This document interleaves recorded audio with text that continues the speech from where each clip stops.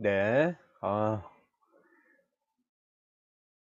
소요리 문답으로 배우는 복음 15번째 시간 39문에서 42문답까지 오늘 함께 배워보겠습니다. 그 전에 복습을 한번 해볼게요. 그냥 읽어보겠습니다. 이 세상에서 칭의, 양자됨, 성화와 함께 오거나 여기서 나오는 유익은 하나님의 사랑에 대한 확신, 양심의 평안, 성령 안에서의 기쁨, 은혜의 증가와 그 은혜 안에서 죽는 순간까지 보호받는 것입니다. 여기 보면 옛날에 했던 것들 있죠. 칭의가 있고요. 양자됨. 양자됨은 양자, 입양 이런 의미죠. 하나님의 아들이 된다는 뜻이고요. 성화, 거룩하게 된다는 것입니다. 칭의 양자됨 성화는 우리가 예수님을 믿고 거듭나서 그리스도인이 될 때 함께 처음에 오는 것이고, 칭의 양자됨 성화와 이제 함께 오거나 여기서 나오는 유익이 이런 것들이라는 것이죠. 뭡니까? 하나님의 사랑에 대한 확신, 양심의 평안, 성령 안에서의 기쁨, 은혜의 증가와 그 은혜 안에서 죽는 순간까지 보호받는 것. 이게 이 세상에서 나오는 유익입니다. 이 세상에서 유익이요. 그 다음에 죽을 때, 신자가 죽을 때 어떤 유익이 있습니까? 그런 질문이겠죠. 읽어보겠습니다. 신자가 죽을 때 영혼은 완전히 거룩하게 되어 즉시 영광 중에 들어가며 몸은 계속 그리스도와 연합되어 부활 때까지 무덤에서 쉬는 것입니다. 자, 죽을 때는 영혼과 몸이 이렇게 나누어져서 영혼은 즉시 영광 중에 들어가는데요. 몸은 영혼처럼 즉시 영광 중에 들어가는 것이 아니고 쉬는데 계속 그리스도와 연합되어 쉽니다. 언제까지 쉬어요? 부활 때까지 쉽니다. 그것을 간단하게 이렇게 보면 죽을 때 영혼은 완전히 거룩하게 돼서 영광 중에 들어가고요. 몸은 무덤에서 쉽니다. 부활 때까지. 이게 죽을 때. 이제 그 다음에는 이제 부활 때죠. 또 읽어보겠습니다. 신자는 부활 때의 영광 중에 일어나서 심판날에 공개적으로 무죄를 인정받으며 심판을 받는데 무죄라는 것이죠. 하나님을 크게 즐거워하면서 영원토록 무한한 행복을 누리게 되는 것이 부활 때부터. 그러니까 부활 때 이렇게 돼서 영원토록 무한한 행복을 누리게 된다는 것입니다. 이게 지지난주 38문답까지 했던 것이고 오늘 39문답부터 시작했습니다. 39문입니다. 자, 하나님께서 사람에게 요구하시는 의무가 무엇입니까? 하나님께서 사람에게 요구하시는 의무는 그분의 계시된 뜻에 순종하는 것입니다. 자, 질문을 다시 한번 보겠습니다. 하나님께서 사람에게 요구하시는 의무가 무엇입니까? 이렇게 보니까 하나님께서 사람에게 요구하시는 의무는 그분의 계시된 뜻에 순종하는 것입니다.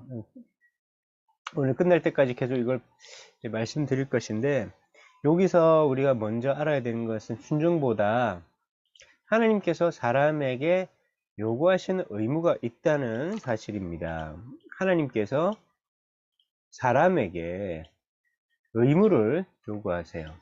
이 요구하시는 의무가 있다는 것은 그 전제는 하나님께서 사람에게 은혜도 베푸시고 유익도 주셨다는 것을 전제하고 있습니다. 우리가 하나님께로부터 받은 은혜와 유익은 38면까지 다 보았던 것이죠. 그래서 이 세상에서 얻는 유익, 죽을 때 유익, 부활 때 유익 이렇게 나누어서 38문답까지 보았습니다. 이제 그래서 하나님께서 우리에게 베풀어 주신 것이 있으면 우리가 알아야 되는 것은 또 요구하시는 의무가 있다는 것을 알아야 된다는 것입니다. 베풀어 주신 은혜와 유익들이 막 이렇게 되어 있어요. 칭의, 양자, 성화, 하나님의 사랑, 양심의 평안, 성령의 기쁨, 은혜 증가, 구원, 보호, 영광, 그리스도와 연합, 안식, 부활, 영원, 영생 이런 게 있는데 의무는 딱 하나예요. 의무는 하나입니다. 의무는 하나예요. 순종하는 거라고 했죠. 그죠? 이게 그분의 계시된 뜻에 순종하는 것입니다. 하나님께서는 맨 처음에 사람을 창조하시고 맡겨주신 책임이 있었어요. 이게 의무와 관련돼서 말씀드리는 것인데 원래 책임이 있었다는 것입니다. 의무가 없는 것이 그리스도인이 아니에요. 처음부터 하나님은 우리를 창조하시고 창조의 목적 가운데 우리에게 맡겨주시는 책임이 있었어요. 그 책임은 여러 가지로 나타나는데 아담에게는 에덴 동산이라는 세계를 다스리는 책임을 주셨고요. 노아는 방주라는 구원의 도구를 만들라는 책임을 주셨어요. 아브라함은 약속을 주시고 그걸 믿으라고 하셨어요. 그래서 아담은 계속해서 에덴 동산을 지키면 되는 거고 노아는 방주를 잘 만들면 되는 거예요. 아담은 이제 실패했죠. 아브라함에게도 약속을 믿어라. 하나님께서 주신 약속을 믿으라고 하는 그런 책임을 주셨어요. 인간은 하나님께서 책임을 주세요. 우리 모든 사람에게는 하나님께서 책임을 주신다는 거 기억하세요. 아담과 노아, 아브라함. 사람 전체에게는 주신 책임은 뭐냐면 하나님의 계시된 뜻에 순종하는 것입니다. 유익과 이게 유익들인데 의무는 하나 있습니다. 의무는 순종하는 것입니다. 자, 그분의 계시된 뜻에 순종하는 것인데 여기서 계시된이라고 되어 있죠. 여러 가지 뜻이 아니고 계시된 뜻입니다. 하나님께서는 하나님의 뜻을 늘 드러내세요. 드러내신다는 말이 계시라는 말이거든요. 드러나지 않은 것은 우리가 알 수가 없어요. 그래서 하나님께서 드러내신 뜻인 바로 계시된 뜻에 순종하려고 노력하는 것이 굉장히 중요하다고 지금 강조하는 것입니다. 계시되지 않은 것이 있겠죠. 감추어진 것, 이건 잘 모르는 것일 수밖에 없어요. 그래서 우리가 잘 모르는 걸 순종하려고 하지 말고 잘 아는 거, 계시된 거, 하나님께서 드러내신 것을 순종할 줄 알아야 됩니다. 계시되지 않고 또 감추어져 있고, 그러니까 하나님께서 일부러 감추어 놓고 어차피 우리가 알려고 해도 잘 모르는 것들인데 그걸 뭐 그렇게 알려고 할 필요가 없습니다. 어쨌든 지금 여러분 하나님의 뜻을 잘 모를 수가 있죠. 우리 계속 배워야 되는데 뜻을 잘 모르겠다 싶지만 최소한 계시된 뜻에 순종하라는 것이 하나님의 뜻이라는 것까지는 알았어요. 그러면 이제 우리가 알아야 되는 건 무엇입니까? 계시된 뜻이 무엇인가? 그것은 무엇인가? 자, 40문으로 넘어가겠습니다. 40문입니다. 하나님께서 순종의 법칙으로, 자, 순종하는 것이 하나님의 뜻이에요. 그러면 우리에게 순종하라고 뭔가를 주셨겠죠. 순종의 법칙으로 사람에게 처음에 무엇을 계시하셨습니까? 이렇게 묻습니다.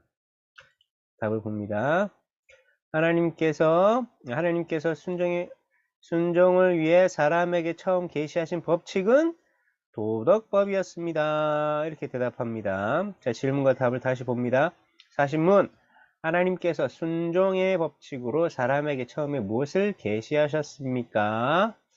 답은 하나님께서 순종을 위해 사람에게 처음 계시하신 법칙은 도덕법이었습니다. 자, 여기 처음에 계시하신 법칙이라고 했어요. 처음에 계시한 법칙. 자, 계시는 우리가 배웠죠. 드러난 것, 드러나지 않은 것이 아니고 드러난 것을 의미합니다.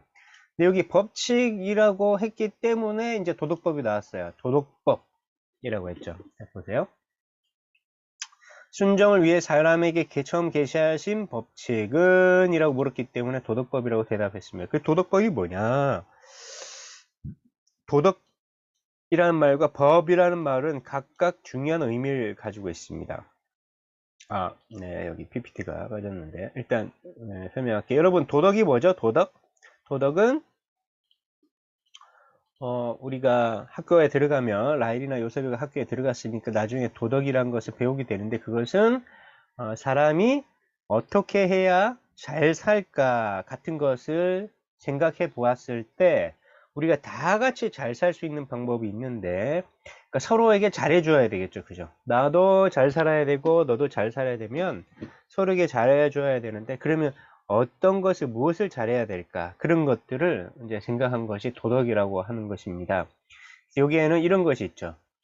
아빠, 엄마의 말씀에 순종을 해야 되죠. 그죠? 근데 그거는 법은 아닙니다. 법은 어기면 이제 법을 만든 나라나 저희 경찰에서 잡아가서 이제 벌을 주는 것이죠. 네. 그리고 또 어떤 게 있을까요? 아파트에서 뛰어다니면 안 되죠.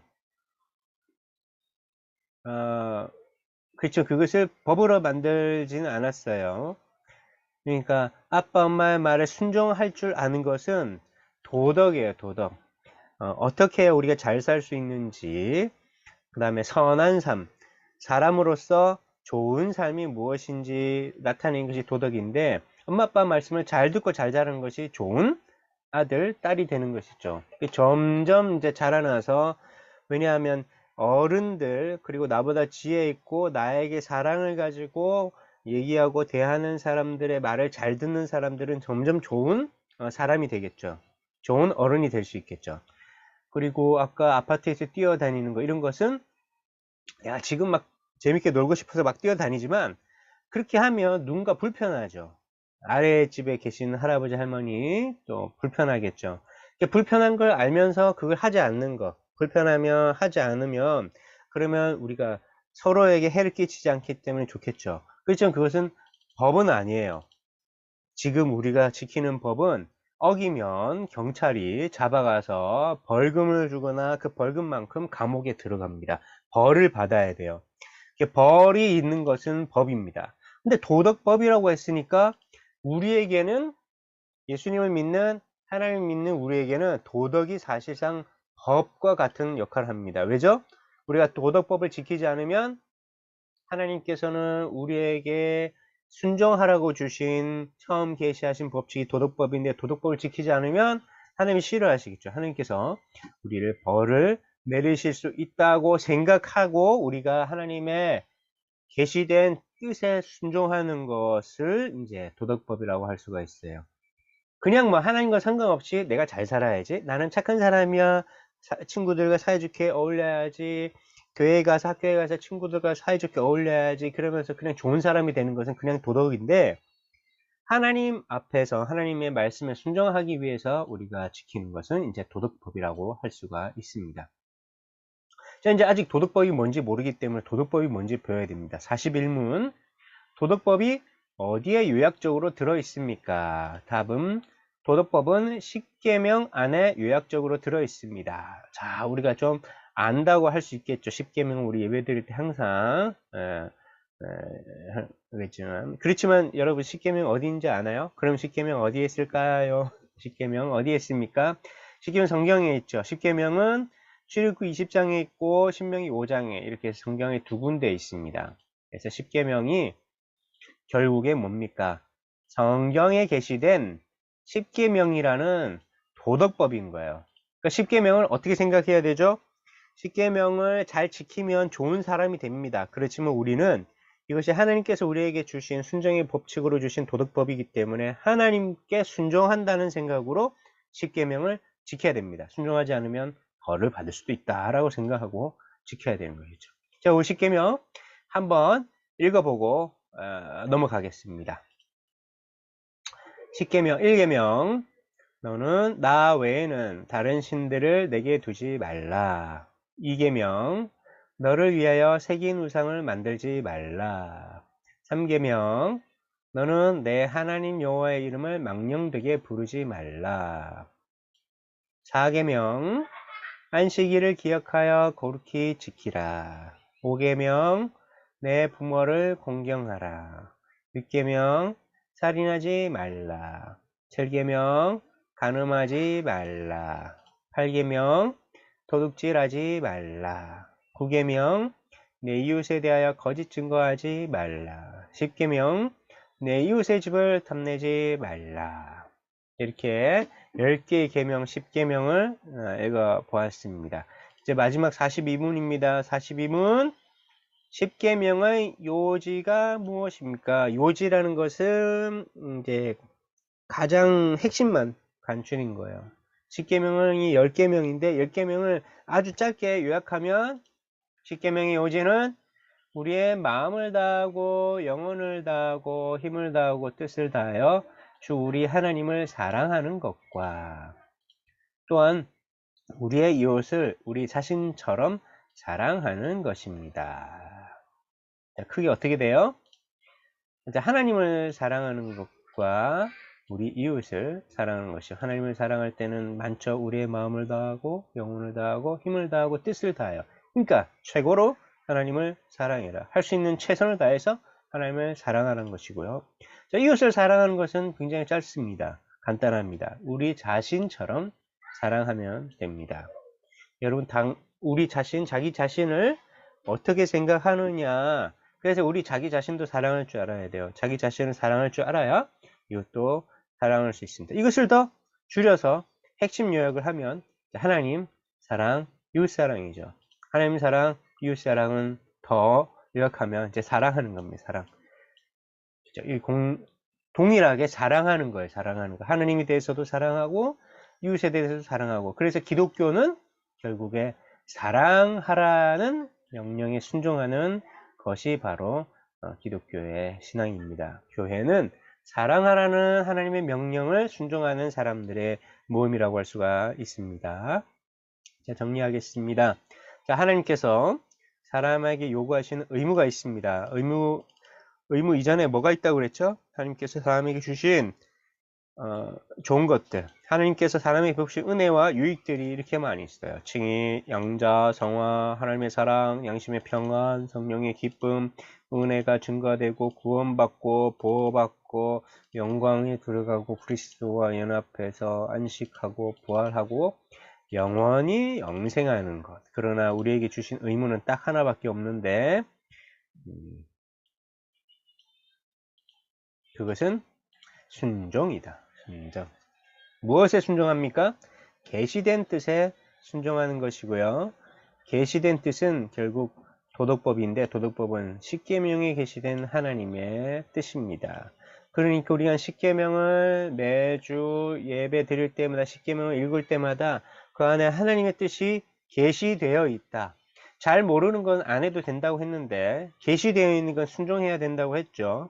그래서 그것이 바로 하나님의 뜻이라는 것을 떠올리면서 생각하면서 하나님께서는 이것을 순종하라고 말씀하셨다는 것을 기억하는 것이 중요합니다. 십계명 항상 읽을 때마다 하나님의 뜻이 여기 있구나 하는 것을 기억하면서 요약된 하나님 사랑, 이웃 사랑하는 사랑이 넘치는 그런 우리가 되었으면 좋겠습니다. 수고하셨습니다. 이것으로 15번째 서울이 문답으로 배우는 복음 마치겠습니다.